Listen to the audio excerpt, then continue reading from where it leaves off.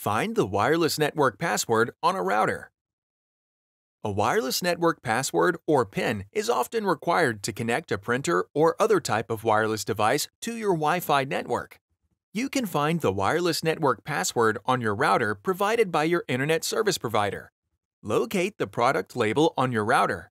The product label is usually found on the bottom or side of the router. Look for the password underneath or next to the wireless network name or SSID. It might be labeled as wireless security key, password, Wi-Fi password, network password, or network key. If you cannot find the password or the password does not work, check any paperwork that came with the router or contact your internet service provider for additional help. Click the Playlists tab in YouTube to find HP videos in other languages. And search our channel to find official HP support videos.